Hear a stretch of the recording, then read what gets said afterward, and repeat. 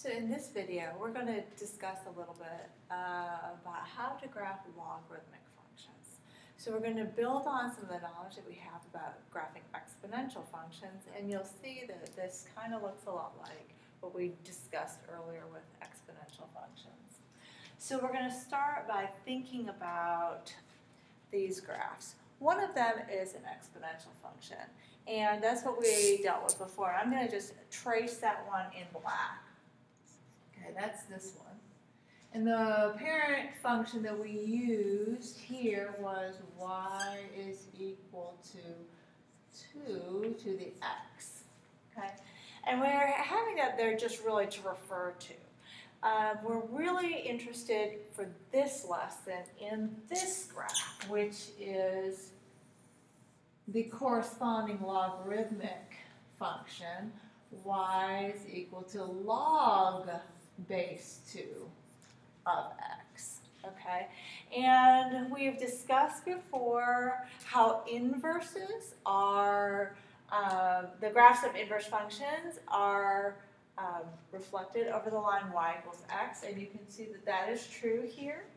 And we have talked about how logarithms and exponentials are inverse functions, so you can kind of see that the graphs reflect that pun, in that the one is a reflection of the other over the line y equals x. So maybe you remember that when we're talking about our exponential function, the domain was from negative infinity to positive infinity, going up and to the right, and the range was from 0 to infinity.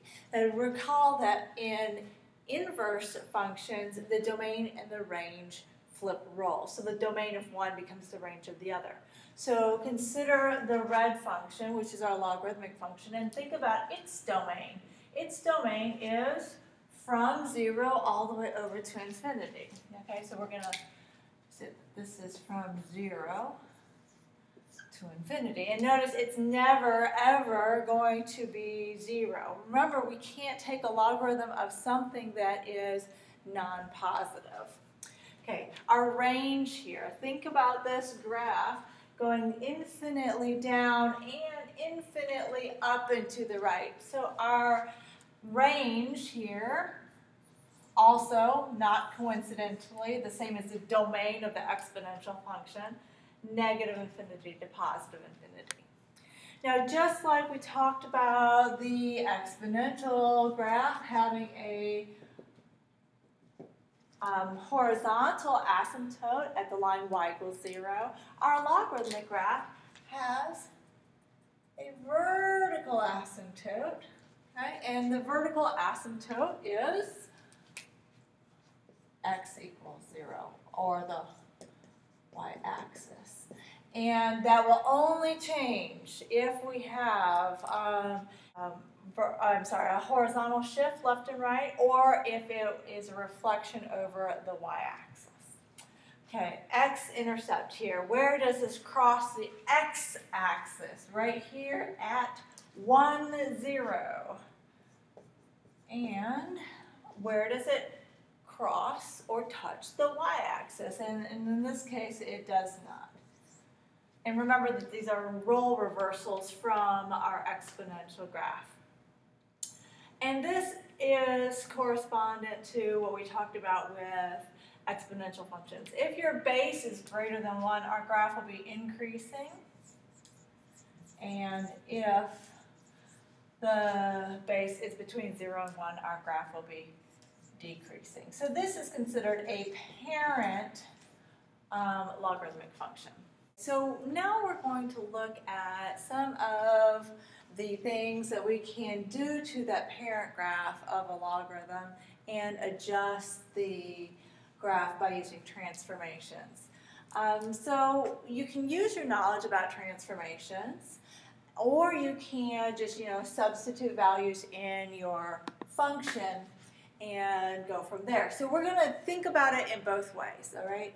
So if you have a plus or minus inside the function with x, how does that affect the graph of your function? We know anything that is added in here with x is going to shift it left, right. And here, it's going to shift it, this is going to end up being shifted right 3 units, okay? So we can think about that as we are considering what our graph should end up looking like. Now, if you are thinking about graphing using a table of values, most students do not know how to evaluate logarithms very easily, so sometimes it's helpful for us to rewrite this as an exponential function. We know that we can convert any exponential equation to a logarithmic equation or vice versa.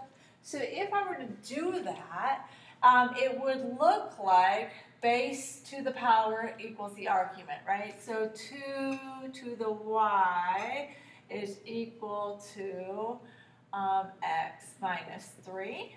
And let's just go ahead and solve the rest of it for x. We would say that now this becomes x is equal to 2 to the y plus 3. So now what I'm going to do is take my y values and plug them in right here to get some x values out. Now, this seems a little counterintuitive because we're used to subbing in x values, but in this case, it makes sense since we are more confident and comfortable with evaluating exponents to write this exponentially. So let's think about this for a second. 2 to the negative 2 power plus 3, right? 2 to the negative 2, that's the same as 1 over 2 squared plus 3, so 1/4 plus 3, also known as 3 and 1/4, right?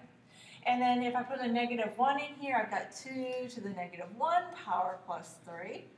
That's 1/2 plus 3, or 3 and 1/2. And then 2 to the 0 power plus 3. 2 to the 0 power, anything to the 0 power? 1, right? 1 plus 3 is 4. And here we have 2 to the 1st power plus 3. So 2 plus 3 is 5. And last we have 2 squared plus 3, also known as 4 plus 3, or 7. Okay, so now we've got a bunch of coordinates. We know kind of what the shape of our graph should look like, so we can kind of go over here and plot these on our graph. So 3 and 1/4, so a little bit past 3, and then we're going to go to negative 2. So something like this, right? 3 and 1/2, and down to negative 1. All right, good. 4 and 0, right? And 5 and 1, let's see, that would be something like this, and then 7 and 2. And obviously we're off the charts here. Let's just call this 5, 6, 7, and 2. Okay. Now, before we actually sketch the curve, let's go ahead and think about the domain of this function and how this has shifted our asymptote so we can go ahead and sketch it correctly.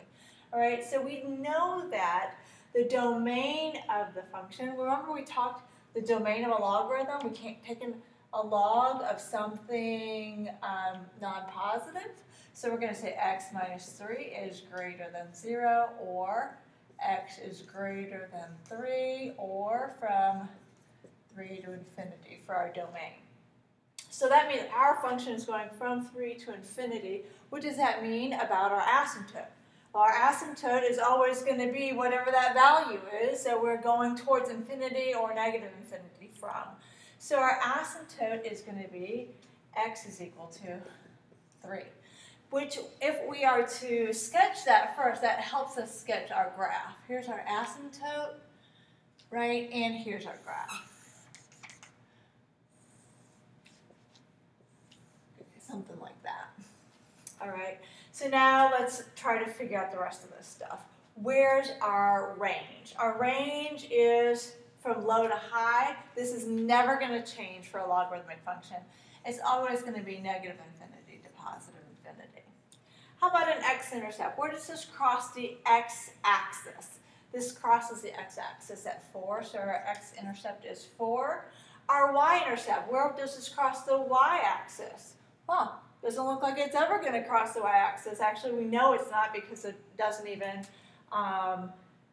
hit the y-axis when we look at our domain. So there is none here. Okay, max, min, we're really talking relative max or min. And that's when the graph changes from increasing to decreasing or from decreasing to increasing. Since this is always increasing, there is no relative max or min. Intervals of increase and decrease. Okay, where is this function increasing? This function is increasing everywhere it's defined. Well, where is it defined? It's defined from 3 to infinity. Okay, where is it decreasing? Kind of a trick question because it's increasing everywhere it's defined, so it's not decreasing anywhere, so this is just none. Where is f of x greater than 0? So we are asking, where is this function above the x-axis? Okay, so remember, when we talk about where, we're always talking about x values. So where is this above the x-axis? So really we're talking from here over. Well, where is here? That's that x-intercept, so it's really from 4 to infinity. Okay, now let's think about where is it less than 0, or where is it below the x-axis? And that would be from where it begins to where it crosses the x-axis. So what is that interval from here to here? That's going to be from 3 to 4. And we're good to go. You can do the same thing with these kinds of functions. Obviously, this should have an x something going on there. But you can do this on your own, or we'll do it in class next time.